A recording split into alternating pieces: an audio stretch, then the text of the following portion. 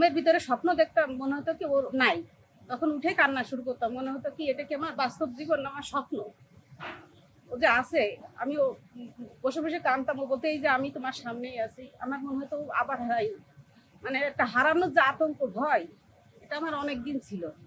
আমার সবসময় একটা বিশ্বাস ছিল ও বেঁচে আমার কাছে ফিরে আসবে। কারণ আমার অন্তর থেকেই মনে হতো যে ও মারা গেলে আমি টের পাবো। আমার ভিতর থেকেই এটা আসতো। আর আমি আল্লাহর কাছে সবসময় এইভাবে দোয়া করতাম যে আল্লাহ ওর মৃত্যু সংবাদ আমাকে দিও না, তার 2 সেকেন্ড আগে হলেও আমাকে দুনিয়া থেকে নিয়ে যেও। এই জন্য আমি ভাবতাম কি আমি যখন বেঁচে আছি ও বেঁচে ফিরবে।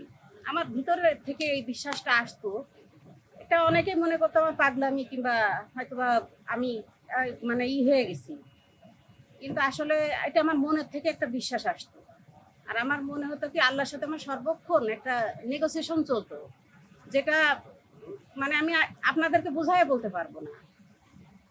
এটা আমার নিজের আত্মবিশ্বাস থেকে আমি যা কিছু করছি, আমার মনে হয়েছে ও বেঁচে থাকার লড়াই করে যাচ্ছে। আর আমি আমার আমার বেঁচে থাকা পর্যন্ত আমি সর্বোচ্চ চেষ্টাটা করে যাব। আমি সেইভাবেই আর কি চেষ্টা করছি। এখানে পূজার ভূমিকাটা একটু অন্যরকম, আমারটা আরেকটু ভিন্ন। আমি আসলে তখন গ্রামে ছিলাম না, আমার বোনের কাছে ছিলাম আমি। আর আমার বোন, দুলাভাই, আমার বোনের ভাসুর, মানে আমাদের আত্মীয় স্বজন যারা, আমাকে সবাই হেল্প করছে আসলে। ওই সময় আমার একার পক্ষে হয়তো বা সবকিছু করা সম্ভব ছিল না, কিন্তু ওরাও আমাকে ওই সচিবালয়ে পর্যন্ত পৌঁছায় দেয়া, এইসব ব্যাপারে অনেকটা হেল্প করছে। তবে আমি মানে যুদ্ধটা চালাই যেতে চাইছি। অনেকে এক সময় যে থেমে গেছে, সিডর হলো না, ওর পর পরে সিডর হলো।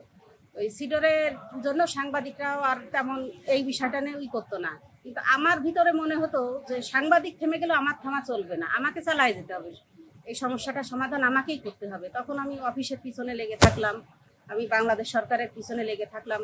মানে আমি সর্বাত্মকভাবে যতটুকু সম্ভব আমার পক্ষে আমি চেষ্টা করছি।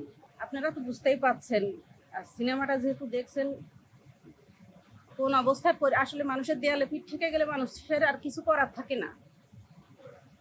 হয়তো এই সময় অনেকে কষ্ট পাইছে, অফিসের হয়তো বস লেভেলে যারা ছিল তারা আমাকেই আমার প্রতি বিরক্তও হয়েছে, কিন্তু আমার আসলে কিছু করার ছিল না। আমি হয়তো তাদের সাথে একটু বিয়াদবও করে ফেলছি অনেক অনেক ক্ষেত্রে, কিন্তু এই ছাড়া আমার কোনো উপায় ছিল না। আর আল্লাহ যে এই মানুষটাকে আবার আমার পাশে এসে আমার সাথেই আবার সংসার করতেছে, আমার আরেকটা বাচ্চাও হয়েছে আফগানিস্তান থেকে আসার পরে। আমি এর জন্য আল্লাহর কাছে কৃতজ্ঞ। আমার আর কিছু বলার নাই। আমি ঘুমের মাঝেও মাঝে সাঝে ঘুমের ভিতরে স্বপ্ন দেখতাম, মনে হতো কি ওর নাই। তখন উঠে কান্না শুরু করতাম, মনে হতো কি এটা কি আমার বাস্তব জীবন না আমার স্বপ্ন।